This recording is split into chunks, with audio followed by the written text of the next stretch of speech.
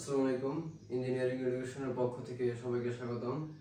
আজকে আমি তোমাদের ফিজিক্স 1 চ্যাপ্টার 5 ভরবেগের নিত্যতা সূত্র যে প্রমাণটা আছে সেই প্রমাণটা করাবো।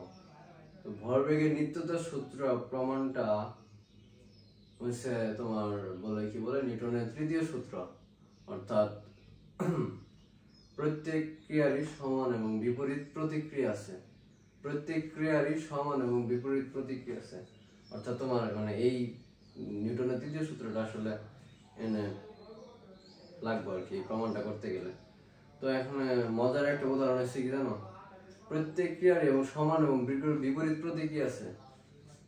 তো মজার উদাহরণটা কি আছে? তুমি যদি মনে করো, সিম্পলি উদাহরণ হিসেবে তুমি যদি মনে করো একজনের সেকা দিছ বা রিলেশন করে সেকা দিছ, তাহলে তুমি একটা সেকা খাবা, এটা হচ্ছে তার বিপরীত প্রতিক্রিয়া। তুমি যদি 5টা রিলেশন করো, তোমার লাইফ পার্টনার তোমার বিপরীত বিপরীত পার্সন, হ্যাঁ 5টা রিলেশন করবে, এটাই হচ্ছে মেন কথা, বুঝছো? বিপরীত প্রতিক্রিয়া যেটাকে বলে। প্রত্যেক ক্রিয়ারই সমান এবং বিপরীত প্রতিক্রিয়া আছে। এখন কথা হয়েছে সময় সাপেক্ষে কারণে ভিডিও যাতে লম্বা না হয় আমি জিনিসগুলো লিখে রাখছি। দেখো, M1 M2 ভর বিশিষ্ট দুটি বস্তু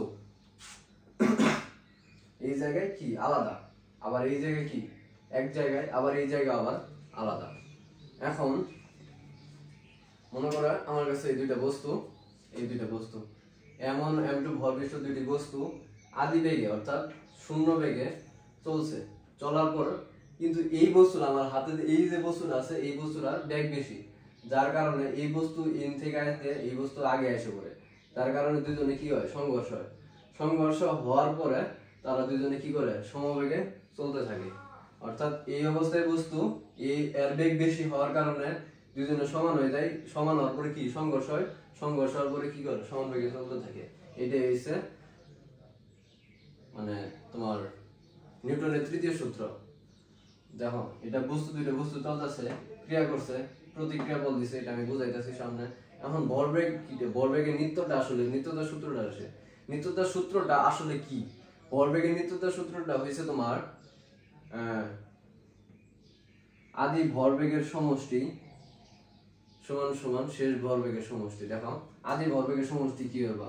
এখানে M1 আছে না, M1 ভর বিশিষ্ট দুটি বস্তুর আদি কি আছে, বেগ আছে। তাহলে M1 U1 plus M2 U2। দেখো তো, আদি ভরবেগের সমষ্টি হচ্ছে না দুটি বস্তুর আদি বেগের কি, আদি ভরবেগের কি সমষ্টি, সমান সমান M1 V1 plus M2 V2। বা লিখতে পারো M1 U1 plus M2 V2 M2 V1 plus আদি ভরবেগের সমষ্টি সমান সমান কি, আদি ভরবেগের সমষ্টি সমান সমান শেষ ভরবেগের সমষ্টি। এটা হচ্ছে কি ভরবেগের নিত্যতা সূত্র। এটা হচ্ছে আমাদের প্রমাণ করতে হবে। তো এটা প্রমাণ করার জন্য আমাদের কি লাগবে, তোমার নিউটনের তৃতীয় সূত্র লাগবে, যেটা প্রত্যেক ক্রিয়ারই সমান এবং বিপরীত প্রতিক্রিয়া আছে। তো আমি প্রথমে কি করে নিছি, দুইটা বস্তু নিছি, M1 M ভর বিশিষ্ট দুটি বস্তু নিছি, তাদের বেগ U1 এবং একটা U2, অর্থাৎ দুজনে আদি বেগ। তো দুইটা বস্তুই কি বরাবর চলছে, সরল রেখা বরাবর চলছে। কিছুক্ষণ পর কি হয়েছে, দুইটা বস্তু সংঘর্ষ হয়েছে। সংঘর্ষ হওয়ার পরে বস্তু দুটি কি করছে, একই সরলরেখা বরাবর চলছে।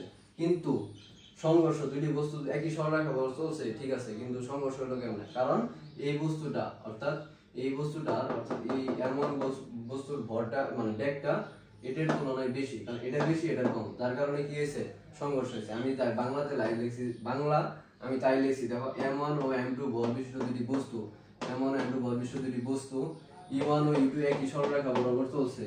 U1 ও U2 একই সরলরেখা বরাবর চলছে, একই পথে। তবে U1 ও U2 U2 থেকে U1 কি বেগ বেশি, যার কারণে টি সময় পর বস্তুটি সংঘর্ষ হয়। এই টি সময় পর থেকে একটা সময় অতিবাহিত হয়েছে। এই সময়ের পর কি হয়েছে, বস্তু দুটি সংঘর্ষ হয়েছে। সংঘর্ষের পরে বস্তু দুটি কি হয়েছে, একই সরলরেখা বরাবর চলছে। এখন দেখো, এই দুইটা বস্তু M1 M2 ভর বিশিষ্ট দুটি বস্তু, আমি কি বলছি, প্রত্যেক বস্তুরই সমান এবং বিপরীত প্রতিক্রিয়া আছে। দেখো, এই বস্তু আর এই বস্তু যখন একই বরাবর চলতেছিল, এই বস্তু বেগ বেশি, যার কারণে সংঘর্ষ হয়েছে। সংঘর্ষ হইলে এই বস্তুটা এই বস্তুর মধ্যে ধাক্কা দিছে না, এই বস্তুটা এইভাবে ধাক্কা দিছে না, ধাক্কা দিলে কি বল প্রয়োগ করছে না। তাহলে নিউটনের তৃতীয় সূত্র আমরা কি জানি, প্রত্যেক ক্রিয়ারই সমান এবং বিপরীত প্রতিক্রিয়া আছে। তখন এই বস্তুটা এইদিকে ক্রিয়া করছে, ধাক্কা দিছে, তাহলে এই বস্তুটা বিপরীত প্রতিক্রিয়া করবো না, মানে এই বস্তুটা যদি এদিকে বল প্রয়োগ করে তাহলে এই বস্তুটা কি করবো, বিপরীত দিকে ক্রিয়া করবো না, কারণ আমরা নিউটনের তৃতীয় সূত্র জানি প্রত্যেক ক্রিয়ারই সমান এবং কি আছে, বিপরীত প্রতিক্রিয়া আছে। তাহলে বিপরীত যদি ক্রিয়া করে বস্তু বা বল ক্রিয়া করে তাহলে কি করবে, বিপরীত প্রতিক্রিয়া করবো না। যদি বিপরীত প্রতিক্রিয়া করে তাহলে এটা F1 সমান সমান মাইনাস F2, অর্থাৎ যেহেতু বিপরীত দিকে ক্রিয়া করছে এর জন্য কি হবো, বল ঋণাত্মক হয়ে যাবো, বল কি হবো, ঋণাত্মক হবো। তাহলে F1 সমান সমান আমরা কি লিখতে পারি, মাইনাস F2। এটা আমরা প্রমাণ করব। দেখো এটুকু লেখা শেষ হলে লিখবা যে নিউটনের তৃতীয় সূত্র অনুসারে, এত কিছু লেখার দরকার নেই। নিউটনের তৃতীয়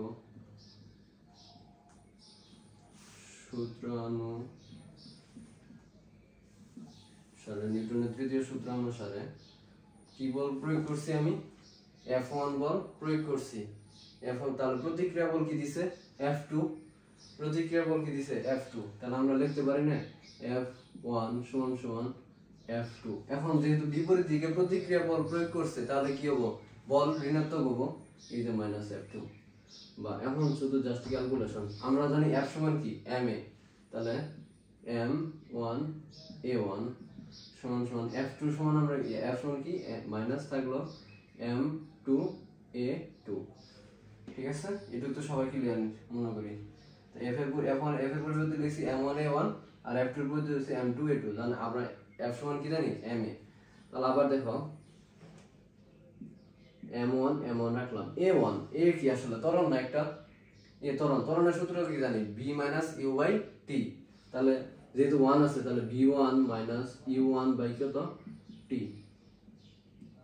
সমান সমান মাইনাস M2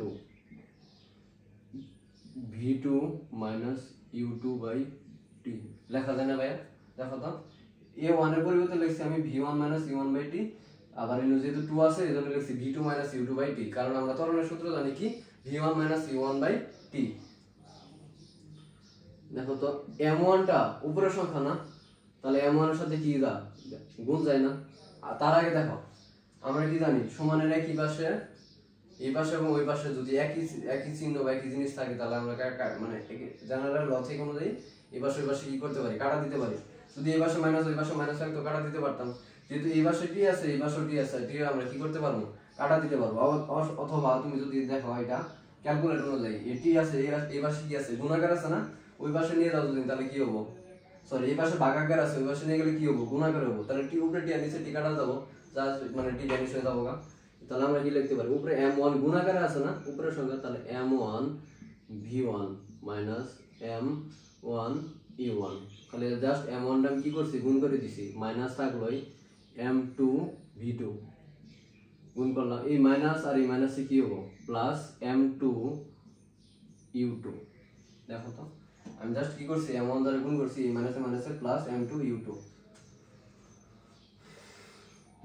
তারপর দেখো M1 V1 M1 U, মানে আমি কি করবো এখন, জাস্ট শেষ বেগগুলো এবং আদি বেগগুলো কি করবো, একসাথে করবো। দেখো তো M1 V1 আস থাকলো, এই যে মাইনাস M2 V2 আছে, এবার সমানের এই পাশে নিলে কি হবো, প্লাস M2 V2 সমান সমান, এই যে মাইনাস M1 U1 আছে, সমানের এই পাশে নিলে কি হবো, plus M1 U1 plus M2 U2।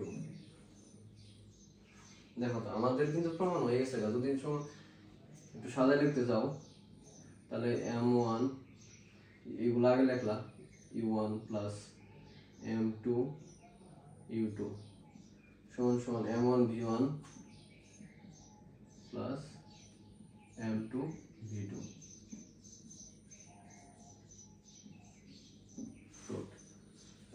ভরবেগের নিত্যতার সূত্র আমি কি বলছিলাম, আদি ভরবেগের সমষ্টি এবং শেষ ভরবেগের সমষ্টি কি হবো, সমান হবো। দেখো তো সমান হয়েছে কিনা, আদি ভরবেগের সমষ্টি M1 U1 plus M2 U2, আদি ভরবেগ তাদের সমষ্টি এবং শেষ ভরবেগ তাদের সমষ্টি, আদি ভরবেগ এবং শেষ ভরবেগের সমষ্টি। সমান হয়েছে না? দেখো আমি আবার রিপিট করতেছি, খুবই সহজ। খালি জাস্ট চিত্র দেখে M1 M2 ভরবিশিষ্ট দুটি বস্তু U1 ও U2 আদি মানে বেগে চলতেছে, চলার পর বস্তু দুটি মানে কি হয়, সংঘর্ষ হয়, সংঘর্ষ হওয়ার পর বস্তুটি t সময় পর বস্তুটি সংঘর্ষ হয় এবং সংঘর্ষের পর বস্তু দুটি কি করে, একই সরলরেখা বরাবর চলে। নিউটনের তৃতীয় সূত্র অনুসারে আমরা কি F1 সমান F2 কেমনে লিখতে পারি? যেহেতু আমরা নিউটনের তৃতীয় সূত্র অনুসারে কি জানি, প্রত্যেকেরই সমান এবং বিপরীত প্রতিক্রিয়া আছে, বারবার বলার কারণে এটাই, যাতে তোমাদের শুনতে শুনতে মুখস্থ হয়ে যায়, সেই জন্য আর কি। তাহলে F1 বল এইদিকে ক্রিয়া করতেছে, বিপরীত দিকে কি করব, ওই বস্তু কি করব, ক্রিয়া করব, কারণ নিউটনের তৃতীয় সূত্র জানি আমরা। তাহলে যদি ক্রিয়া করে তাহলে বিপরীত দিকে ক্রিয়া করতেছে, এর কারণে কি হবে, একটা মাইনাস আইব, এই যে F1 F2। তারপর আমরা তো সূত্র জানি F সমান ma, তাহলে M1A1 প্লাস F2C M2A2, এর সূত্র কি জানি, b - u/t, ত্বরণের সূত্র b - u/t, খালি 1 এর জায়গায় 1, 2 এর জায়গায় 2, তারপরে m গুণাকারে আছে, উভয় পাশে t ভ্যানিশ হয়ে যায়, তারপরে জাস্ট সাইড চেঞ্জ, তারপরে এটা। আশা করি সবাই বুঝতে পারছো, খুবই সহজ ছিল একটা প্রমাণ। তোমাদের অতি তাড়াতাড়ি ফিজিক্সের যত প্রমাণগুলো আছে সমস্ত প্রমাণ এই সেমিস্টার ফাইনালের আগে দেওয়ার চেষ্টা করবো। ঠিক আছে, ধন্যবাদ সবাইকে, আসসালামু আলাইকুম।